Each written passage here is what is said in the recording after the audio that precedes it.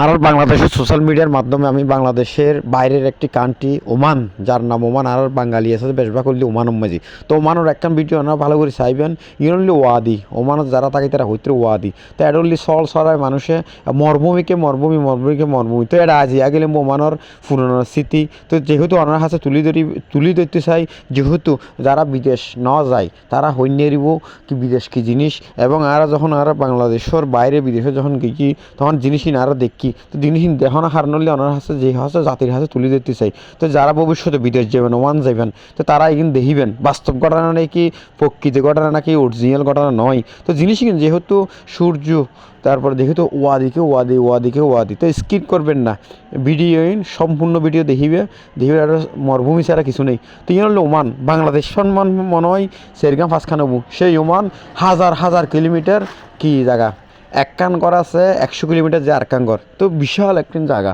তো জায়গা মধ্যে যারা যেহেতু যে জিনিস এটা বেকুন সল দেখা সল ছাড়া কিছু নেই, সেই ওমান মধ্যে সল ছাড়া কিছু দেখা না যার যেহেতু ভিডিও